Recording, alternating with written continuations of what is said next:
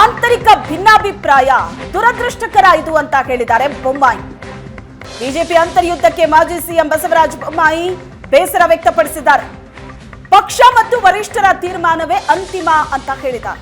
ನಾನು ಗುಂಪುಗಾರಿಕೆಯಲ್ಲಿ ನಂಬಿಕೆ ಇಟ್ಟವನಲ್ಲ, ಯಾವುದೇ ಗುಂಪಿನ ಸಭೆಯನ್ನ ಕರೆದಿಲ್ಲ ಅಂತ ಬಸವರಾಜ ಬೊಮ್ಮಾಯಿ ಸ್ಪಷ್ಟನೆ ಕೊಟ್ಟಿದ್ದಾರೆ. ರೆಬೆಲ್ಸ್ ಟೀಮ್ ಜೊತೆ ದೆಹಲಿ ಸಭೆ ಬಗ್ಗೆ ಪತ್ರಿಕಾ ಪ್ರಕಟಣೆ ಮೂಲಕ ಸ್ಪಷ್ಟನೆ ನೀಡಿದ್ದಾರೆ.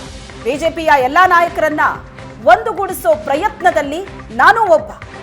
ಬಿಎಸ್ವೈ ಮತ್ತು ಹಿರಿಯರು ಮಾತುಕತೆ ಮಾಡಿ ಸಮಸ್ಯೆಯನ್ನ ಬಗೆಹರಿಸಬೇಕು. ಬಿಜೆಪಿ ಬೆಳವಣಿಗೆ ಬಗ್ಗೆ ವರಿಷ್ಠರಿಂದ ಸೂಕ್ತ ನಿರ್ಣಯ ಆಗತ್ತೆ ಅಂತ ಬಸವರಾಜ ಬೊಮ್ಮಾಯಿ ಹೇಳಿದ್ದಾರೆ. ದೆಹಲಿಯಲ್ಲಿ ರೆಬೆಲ್ಸ್ ನಾಯಕರು ಬೊಮ್ಮಾಯಿಯನ್ನ ಭೇಟಿ ಮಾಡಿ ಚರ್ಚೆ ನಡೆಸಿದ್ರು. ರೆಬೆಲ್ಸ್ ಟೀಮ್ ಜೊತೆ ದೆಹಲಿ ಸಭೆ ಏನಾಯಿತು ಅದರ ಬಗ್ಗೆ ಪತ್ರಿಕಾ ಪ್ರಕಟಣೆಯ ಮೂಲಕ ಸ್ಪಷ್ಟನೆಯನ್ನ ಕೊಟ್ಟಿದ್ದಾರೆ ಬಸವರಾಜ ಬೊಮ್ಮಾಯಿ. ಬಿಜೆಪಿಯ ಎಲ್ಲಾ ನಾಯಕರನ್ನ ಒಂದುಗೂಡಿಸುವಂತಹ ಪ್ರಯತ್ನದಲ್ಲಿ ನಾನು ಕೂಡ ಇದ್ದೀನಿ. ಬಿಎಸ್ವೈ ಮತ್ತು ಹಿರಿಯರು ಮಾತುಕತೆ ಮಾಡಿ ಈ ಸಮಸ್ಯೆಯನ್ನ ಬಗೆಹರಿಸಬೇಕು. ಪಕ್ಷದಲ್ಲಿನ ಈ ಆಂತರಿಕ ಭಿನ್ನಾಭಿಪ್ರಾಯ ಇದು ದುರದೃಷ್ಟಕರ ಅಂತ ಮಾಜಿ ಸಿಎಂ ಬಸವರಾಜ ಬೊಮ್ಮಾಯಿ ಈ ಬೆಳವಣಿಗೆಯ ಬಗ್ಗೆ ಬೇಸರವನ್ನ ವ್ಯಕ್ತಪಡಿಸಿದ್ದಾರೆ.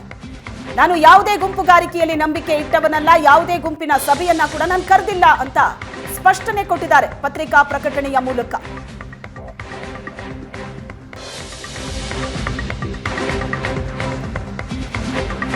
ಬಿಜೆಪಿಯಲ್ಲಿ ಅಧ್ಯಕ್ಷಗಿರಿಯ ಫೈಟ್. ವಿಜಯೇಂದ್ರ ಪರ ಶಾಸಕ ಬ್ಯಾಟಿಂಗ್ ಮಾಡಿದ. ಬಿವೈ ವಿಜಯೇಂದ್ರ ಪರ ಶಾಸಕ ಸುರೇಶ್ ಗೌಡ ಬ್ಯಾಟ್ ಬೀಸಿದ. ಯಡಿಯೂರಪ್ಪ ವಿರುದ್ಧ ಮಾತಾಡೋರ ವಿರುದ್ಧ ಕ್ರಮ ಕೈಗೊಂಡಿಲ್ಲ. ಬಂಡಾಯ ಎದ್ದಿರೋರ ವಿರುದ್ಧ ಹೈಕಮಾಂಡ್ ಕ್ರಮ ಕೈಗೊಳ್ಳಬೇಕು. ಹಾಲಿ ಅಧ್ಯಕ್ಷ ವಿಜಯೇಂದ್ರ ಅವರು ಒಳ್ಳೆ ಕೆಲಸ ಮಾಡ್ತಿದ್ದಾರೆ. ಬದಲಾವಣೆ ಮಾಡೋದು ಬಿಡೋದು ಹೈಕಮಾಂಡ್ಗೆ ಬಿಟ್ಟಂತ ವಿಚಾರ. ನಿನ್ನ ವೈಯಕ್ತಿಕ ಏನೇ ಇದ್ರೂ ಕೂಡ 4 ಗೋಡೆ ಮಧ್ಯೆ ಮಾತಾಡು, ಮೀಡಿಯಾ ಮುಂದೆ ಮಾತಾಡೋದು ಪಾರ್ಟಿಗೆ ಶೋಭೆ ತರಲ್ಲ ಅಂತ ಏಕವಚನದಲ್ಲೇ ಯತ್ನಾಳ್ ವಿರುದ್ಧ ಸುರೇಶ್ ಗೌಡ ವಾಗ್ದಾಳಿ ನಡೆಸಿದರು. ನೋಡ್ರಿ, ಬದಲಾವಣೆ ಮಾಡೋದು ಬಿಡೋದು ರಾಜ್ಯ ಸರ್ಕಾರ ನಮ್ಮ ಹೈಕಮಾಂಡ್ ಬಿಟ್ಟಂಥ ವಿಷಯ. ವಿಜಯೇಂದ್ರ ಅವ್ರು ಒಳ್ಳೆ ಕೆಲಸ ಮಾಡ್ತಾವ್ರೆ. ಯಡಿಯೂರಪ್ಪನವ್ರನ್ನ ಟೀಕೆ ಮಾಡಿಸೋದು ಸರಿಗಿಲ್ಲ. ನಿಂದು ವೈಯಕ್ತಿಕ ಏನಾರು ಇದ್ದರೆ 4 ಗೋಡೆಯಲ್ಲಿ ಮಾತಾಡು, ಮೀಡಿಯಾ ಮುಂದೆ ಮಾತಾಡೋದು ಇದು ಪಾರ್ಟಿಗೆ ಶೋಭೆ ತರೋದಂಥದ್ದಲ್ಲ. ಹೈಕಮಾಂಡು ಆದಿ ಬೀದಿಲಿ ಮಾತಾಡೋಕ್ಕೆ ಯಾವುದೇ ಕಾರಣಕ್ಕೂ ಯಾರಿಗೂ ಹಕ್ಕಿಲ್ಲ. ಅವ್ರು ನಮ್ಮ ಯಡಿಯೂರಪ್ಪನವ್ರು ನಮ್ಮ ನಾಯಕರು 2 ಬಾರಿ ಮುಖ್ಯಮಂತ್ರಿ ಆಗಿದ್ದವರು, ವಿರೋಧ ಪಕ್ಷದ ನಾಯಕರಾಗಿದ್ದವರು, ಉಪಮುಖ್ಯಮಂತ್ರಿ ಆಗಿದ್ದವರು. ಅವ್ರನ್ನ ಟೀಕೆ ಮಾಡ್ತಾರೆ ಅಂತ ಹೇಳಿದ್ರೆ ಹೈಕಮಾಂಡ್ ಏನೂ ನಿರ್ಧಾರ ತಗೊಂಡಿಲ್ಲ, ನೋವಾಗುತ್ತೆ ನಮಗೆ. ಅದನ್ನು ನಾನು ಹೈಕಮಾಂಡ್ ವಿನಂತಿ ಮಾಡ್ತೇನೆ, ನೀವು ಯಾರು ಮಾಡಲಿ, ಫಸ್ಟ್ ಇವ್ರನ್ನ ಯಾರು ಬೀದಿ ಆದಿ ಮಾತಾಡ್ತಾರೆ, ಯಾರು ಬಂಡಾಯ ಮತ್ತು ಇದನ್ನು ಹೋರಾಟ ಮಾಡ್ತಾರೆ ಅವ್ರನ್ನ ಬಾಯಿ ಮುಚ್ಚುವಂಥ ಕೆಲಸವನ್ನು ಹೈಕಮಾಂಡ್ ಮಾಡಬೇಕು. ನೋಡಿರಿ,